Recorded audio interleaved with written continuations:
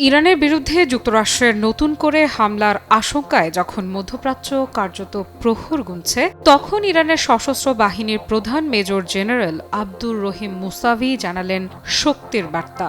স্পষ্ট করে বললেন, ভুল করলে ক্ষতি হবে ভয়াবহ। মুসাভি ঘোষণা করেছেন, ইরানের ওপর আবারও সামরিক আগ্রাসন চালানো হলে শত্রুপক্ষকে অত্যন্ত ভারী মূল্য চুকাতে হবে।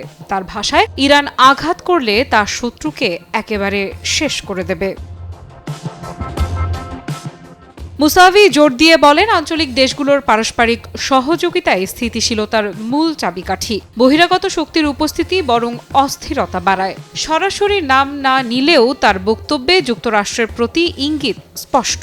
তেহরানে আর্মেনিয়ার প্রতিরক্ষামন্ত্রী সুরেন প্যাপিকানের সঙ্গে বৈঠকে তিনি বলেন, বিশ্ব এখন একমরু ব্যবস্থা থেকে সরে আসছে।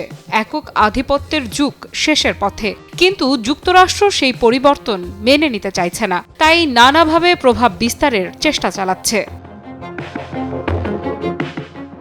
আলোচনায় উঠে আসে ২০২৫ সালের জুনের ১২ দিনের যুদ্ধের প্রসঙ্গও। মুসাভি বলেন, ওই যুদ্ধে ইরান ক্ষতিগ্রস্ত হলেও শেষ পর্যন্ত প্রতিপক্ষকে যুদ্ধবিরতির আবেদন করতে বাধ্য করা হয়েছিল। নিহত হয়েছিলেন বহু সামরিক কর্মকর্তা, বিজ্ঞানী ও সাধারণ মানুষ। তবুও ইরান নত হয়নি। ইরান কখনো যুদ্ধ শুরু করেনি, বরং উত্তেজনা কমাতে চেয়েছে। কিন্তু যদি আবার ভুল করা হয়, তাহলে প্রতিক্রিয়া হবে আরও কঠোর। এই ভুল শব্দটাই এখন বিশ্লেষকদের কৌতূহলের কেন্দ্র। এটি কি সম্ভাব্য নতুন সামরিক হামলার ইঙ্গিত, নাকি কৌশলগত প্রতিরোধের ভাষা? দক্ষিণ ককেশাস প্রসঙ্গেও গুরুত্বপূর্ণ মন্তব্য করেন ইরানের সশস্ত্র বাহিনীর প্রধান। আজারবাইজান ও আর্মেনিয়ার শান্তি প্রক্রিয়াকে স্বাগত জানিয়ে তিনি বলেন, আঞ্চলিক শান্তি সবার জন্য লাভজনক।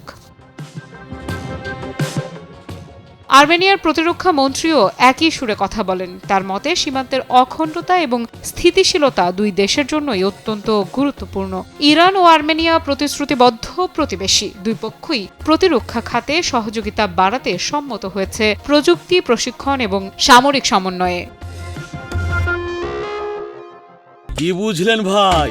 অনলি যেটাই চাই। তাহলে কি ইরান আঞ্চলিক জোট আরও শক্ত করছে? সম্ভাব্য চাপ মোকাবেলায় নতুন সমীকরণ গড়ছে? আফরিদা ইফরাত, নিউজ 24।